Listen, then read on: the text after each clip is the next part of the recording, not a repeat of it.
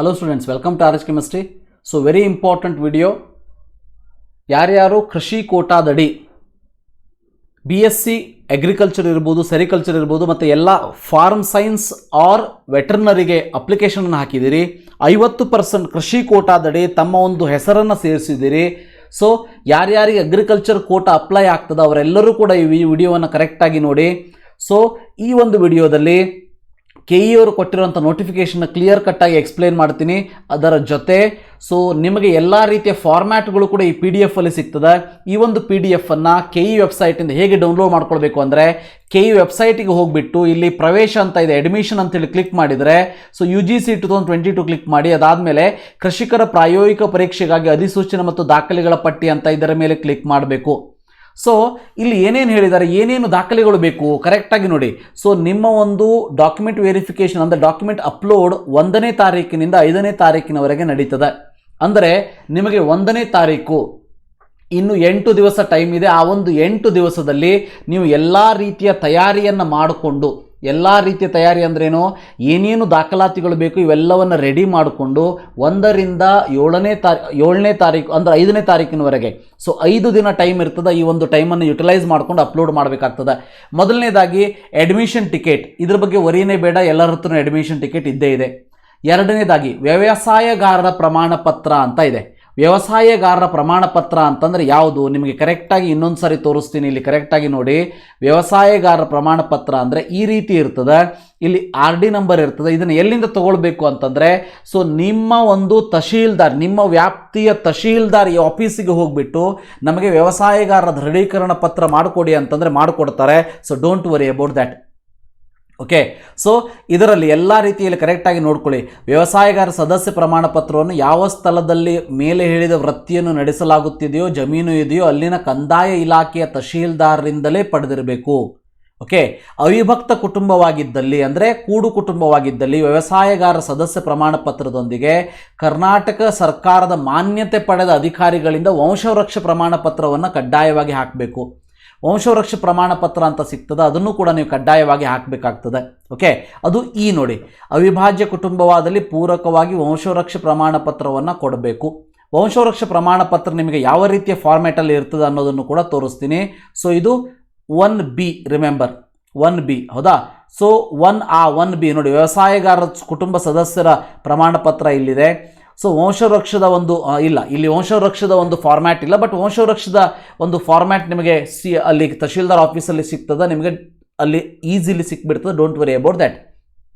So ನೀವು ನೋಡಿ, ರಾಜ್ಯದ ಎಲ್ಲ ಕೃಷಿ ಮತ್ತು ಕೃಷಿ ಸಂಬಂಧಿತ ವಿಶ್ವವಿದ್ಯಾನಿಲಯಗಳ ಸ್ನಾತಕ ಪದವಿಗಳಿಗೆ ಕೃಷಿ ಕೋಟಾದಲ್ಲಿ ಅರ್ಜಿ ಸಲ್ಲಿಸುವ ಅಭ್ಯರ್ಥಿಗಳು ವ್ಯವಸಾಯಗಾರರ ಕುಟುಂಬದ ಪ್ರಮಾಣ ಪತ್ರ, ಆದಾಯ ಪ್ರಮಾಣ ಪತ್ರದೊಂದಿಗೆ ಕೃಷಿ ಒಂದೇ ಆದಾಯದ ಮೂಲವಾಗಿದ್ದಲ್ಲಿ, ಅಂದರೆ ನಮಗೆ ಕೃಷಿಯಿಂದ ಬಿಟ್ಟು ಅಗ್ರಿಕಲ್ಚರಿಂದ ಬಿಟ್ಟು ಬೇರೆ ಯಾವುದೇ ಆದಾಯದ ಮೂಲ ಇಲ್ಲ ಅಂತಂದರೆ ಫಸ್ಟ್ ಅಫಿಡವಿಟನ್ನು ಮಾಡಿಸ್ಬೇಕು.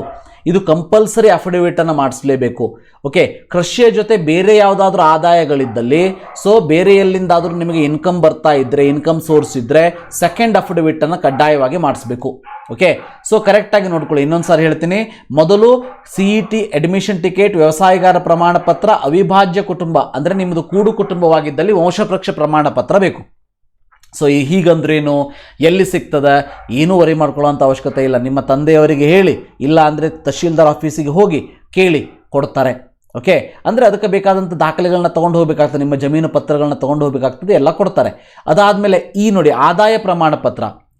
ಸೊ ಆದಾಯ ಪ್ರಮಾಣ ಪತ್ರ RD ಸಂಖ್ಯೆ QR ಕೋಡ್ನೊಂದಿಗೆ ಕೊಡ್ತಾರೆ. ಓಕೆ, ಕಂದಾಯ ಇಲಾಖೆಯಲ್ಲಿ ಕೊಡ್ತಾರೆ. ಸೊ ಆದಾಯ ಪ್ರಮಾಣ ಪತ್ರದ ಒಂದು ಹೇಗಿರ್ತದೆ ಅಂತಂದು ನೋಡಿ, ಈ ರೀತಿ ಆದಾಯ ಪ್ರಮಾಣ ಪತ್ರ ಇರ್ತದೆ. ಸೊ ಕರೆಕ್ಟಾಗಿ ನೋಡ್ಕೊಳ್ಳಿ, ತಹಶೀಲ್ದಾರ್ ಸೈನ್ ಹಾಕಿ ಕೊಡ್ತಾರೆ.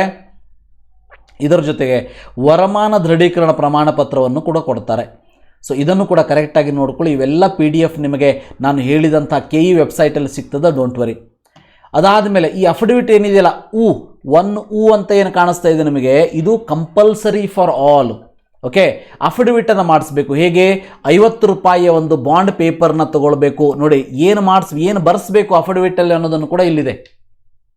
So affidavit is nothing but, so ನೀವು ಯಾವುದಾದ್ರೂ ಒಂದು ಬಾಂಡ್ ಪೇಪರ್ ತಗೊಳ್ಳಿ, ಬಾಂಡ್ ಪೇಪರ್ 50 ರೂಪಾಯಿದಾಗಿರಬೇಕು. ಸೊ ಅದರಲ್ಲಿ ಫಸ್ಟ್ ಪಾರ್ಟಿ ನಿಮ್ಮ ಹೆಸರು, candidate name, second party respective university ಮಾಡಿಸಿ. ಸೆಕೆಂಡ್ ಪಾರ್ಟಿ ರೆಸ್ಪೆಕ್ಟಿವ್ ಯೂನಿವರ್ಸಿಟಿಯನ್ನು ಮಾಡಿಸಿ. ಅದಾದಮೇಲೆ ಇವೆಲ್ಲ ಟೈಪ್ ಮಾಡಿಸಿ, ಆ ಒಂದು ಪೇಪರ್ ಮೇಲೆ ಇವನ್ನೆಲ್ಲ ಟೈಪ್ ಮಾಡಿಸಿ. ಟೈಪ್ ಮಾಡಿದ ಮೇಲೆ signature of the parent or guardian ಇರ್ತದೆ. ಸೊ ಅದಾದಮೇಲೆ ಸ್ವಾರ್ನ್ ಬಿಫೋರ್ ಮೀ ಅಂಥೇಳಿ ಇಲ್ಲಿ ನೋಟ್ರಿ ಅವರು ಸೀಲ್ ಹಾಕಿ ಸೈನ್ ಹಾಕಿ ಕೊಡ್ತಾರೆ. ಇದು ಕಂಪಲ್ಸರಿ ಬೇಕಾಗಿರೋದು. Affidavit 1 compulsory needed for all. Remember, 50 ರೂಪಾಯಿ ಸ್ಟಾಂಪ್ ಪೇಪರ್ ಮೇಲೆ. ಅದಾದಮೇಲೆ ನಿಮಗೆ ಇದರ ಜೊತೆಗೆ ನಿಮ್ಮದೇನಾದರೂ ನೌಕರಿ ಇದ್ದಲ್ಲಿ, ಅಂದರೆ ಒಬ್ಬೊಬ್ರಿಗೆ ಏನಾಗ್ತದೆ, ಜಮೀನು ಇರ್ತದೆ, ನೌಕರಿನೂ ಇರ್ತದೆ, ಅಥವಾ ಜೊತೆಗೆ ಬಿಸ್ನೆಸ್ ಕೂಡ ಇರ್ತದೆ. ಇವೆಲ್ಲ ಆದಾಯ ಪ್ರಮಾಣ ಪತ್ರವನ್ನು ಹಚ್ಚಲೇಬೇಕು. ವೇತನ ದೃಢೀಕರಣ ಪ್ರಮಾಣ ಪತ್ರ ಅಂದರೆ ಜೊತೆಗೆ ನೌಕರಿ ಇದ್ದಲ್ಲಿ ಪ್ರಮಾಣ ಪತ್ರ 3 ಅಂದರೆ 1U ನೋಡಿ ಯಾವ ರೀತಿ ಇರ್ತದೆ, ಇದು ಈ ಒಂದು ಫಾರ್ಮ್ಯಾಟಲ್ಲಿ ಕೊಡ್ತಾರೆ. ಸೊ ಇದನ್ನು ಕೂಡ ನಿಮಗೆ ನಿಮ್ಮ ಒಂದು ಅಲ್ಲಿ ಯಾರು ಎಲ್ಲಿ ಕೆಲಸ ಮಾಡ್ತಾರಲ್ಲ, ಎಲ್ಲಿ ಕೆಲಸ ಮಾಡ್ತಾರೆ ಅಂದರೆ ನಿಮ್ಮ ತಂದೆ ತಾಯಿ ಎಲ್ಲಿ ಕೆಲಸ ಮಾಡ್ತಾರೆ ಅಲ್ಲಿ ಸಿಗ್ತದೆ. ಓಕೆ, ಅವರ ಒಂದು ಆದಾಯ ಪ್ರಮಾಣ ಪತ್ರ ಈ ರೀತಿಯಾಗಿ ಬೇಕು, ಈ ಫಾರ್ಮ್ಯಾಟಲ್ಲಿ ಬೇಕು. ಓಕೆ, ಅದಾದಮೇಲೆ ಖಾಸಗಿ ವೃತ್ತಿಯಿಂದ ಆದಾಯ ಪತ್ರ ಅಂದರೆ ಸೊ ಸ್ವಂತ ವ್ಯವಹಾರ ಬಿಸ್ನೆಸ್ ಏನಾದರೂ ಇದ್ದಲ್ಲಿ ಸೊ ಈ ಒಂದು ಫಾರ್ಮ್ಯಾಟ್ ಮಾಡಿಸ್ಬೇಕು ನೋಡಿ. ಬಿಸ್ನೆಸ್ ಇದ್ದಲ್ಲಿ ಈ ಒಂದು ಫಾರ್ಮ್ಯಾಟ್ ಮಾಡಿಸ್ಬೇಕು. Okay, signature and seal of the drawing officer ಅಂತ ಇದೆ. ಸೊ ಈ ಒಂದು ಸಿಗ್ನೇಚರ್, ಈ ಒಂದು ಇದನ್ನು ಮಾಡಿಸ್ಬೇಕಾಗ್ತದೆ, ಸ್ಯಾಲ್ರಿ ಸರ್ಟಿಫಿಕೇಟನ್ನು ಮಾಡಿಸ್ಬೇಕಾಗ್ತದೆ. ಓಕೆ, ಸೊ ಇದಾದಮೇಲೆ ರಿಮೆಂಬರ್, ಸೊ ಸಿಗ್ನೇಚರ್ ಅಂದರೆ ಇಲ್ಲಿ ಎರಡೂ ಕೂಡ ಕೊಟ್ಟಿದ್ದಾರೆ, ಒಂದು ಕನ್ನಡದಲ್ಲಿ ಕೊಟ್ಟಿದ್ದಾರೆ, ಒಂದು ಇಂಗ್ಲೀಷಲ್ಲಿ ಕೊಟ್ಟಿದ್ದಾರೆ ಅಷ್ಟೇ. ಓಕೆ, ಸೊ ಇದಾದಮೇಲೆ ಸ್ಯಾಲ್ರಿ ಸರ್ಟಿಫಿಕೇಟ್ ಆದಮೇಲೆ 4ನೇ ಸರ್ಟಿಫಿಕೇಟ್ ಏನಂದರೆ income details. Okay, income details ಇರುವಂಥದ್ದು ಒಂದು ಸರ್ಟಿಫಿಕೇಟನ್ನು ಮಾಡಿಸ್ಬೇಕಾಗ್ತದೆ. ಸೊ ಇಲ್ಲಿ ನೋಡಿ, ದಿಸ್ ಈಸ್ ಸರ್ಟಿಫೈ ದಟ್, ಇವೆಲ್ಲ ಇದೆ ನೋಡಿ, ಹೌದಾ. ಸೊ ಇಷ್ಟು ನನಗೆ ಇದು ಬರ್ತದ ಅಂಥೇಳಿ ಇದನ್ನು ಅಂದರೆ to be produced by the candidate who claim seats and agriculture quota and whose parents income from private business ಇದ್ದರೆ ಈ ಒಂದು ಸರ್ಟಿಫಿಕೇಟನ್ನು ಮಾಡಿಸ್ಬೇಕಾಗ್ತದೆ. ಸೊ ಇದಾದ ಮೇಲೆ ನಿಮಗೆ ಎ ಅಂದರೆ ಅಫಿಡವಿಟ್ 2 ಅನ್ನು ಮಾಡಿಸ್ಬೇಕು. ಯಾರು ನಿಮಗೇನಾದರೂ ಅಫಿಡವಿಟ್ 1 ಜೊತೆಗೆ ಬೇರೆ ಬೇರೆ ನೌಕರಿ ಇದ್ದಲ್ಲಿ ಅಥವಾ ಸ್ವಂತ ವ್ಯವಹಾರ ಇದ್ದಲ್ಲಿ ನೀವು ಅಫಿಡವಿಟ್ 2 ಅನ್ನು ಕಂಪಲ್ಸರಿ ಮಾಡಬೇಕಾಗ್ತದೆ. ಅದನ್ನು ಮಾಡಿಸೋದಕ್ಕೂ ಕೂಡ ಇಲ್ಲಿ ಒಂದು ಫಾರ್ಮ್ಯಾಟನ್ನು ಕೊಟ್ಟಿದ್ದಾರೆ. ಇದು ಕೂಡ 50 ರೂಪಾಯಿ ಫಾರ್ಮ್ಯಾಟಲ್ಲಿ.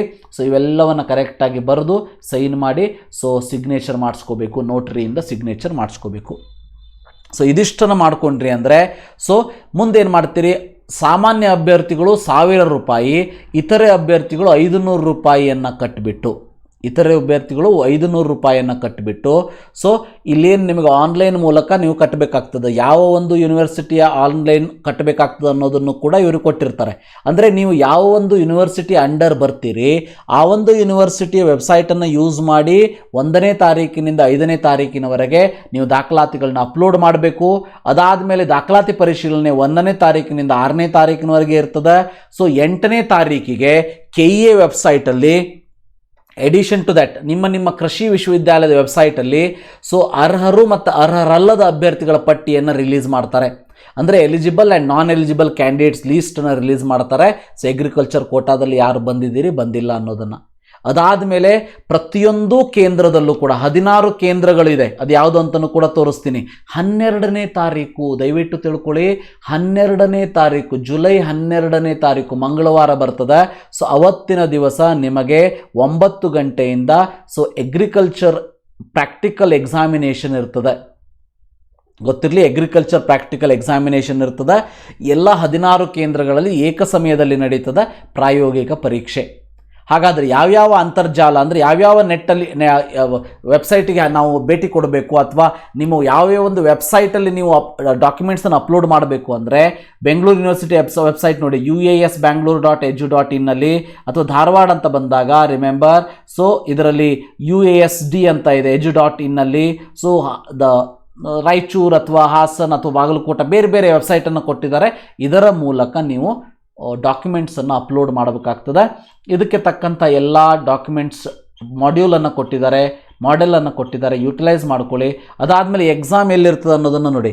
ಯಾರ್ಯಾರು ಧಾರವಾಡಕ್ಕೆ ಸಂಬಂಧಪಟ್ಟವರಿದ್ದೀರಿ, ಹಾವೇರಿ, ಧಾರವಾಡ, ಗದಗ, ಉತ್ತರ ಕನ್ನಡ ಜಿಲ್ಲೆಯವರು, ಸೊ ನಿಮಗೆ ಧಾರವಾಡದ ಅಗ್ರಿಕಲ್ಚರ್ ಸೈನ್ಸ್ ಕಾಲೇಜಲ್ಲಿ ಇರ್ತದೆ, ಅಗ್ರಿ ಯೂನಿವರ್ಸಿಟಿಯಲ್ಲಿ ಇರ್ತದೆ.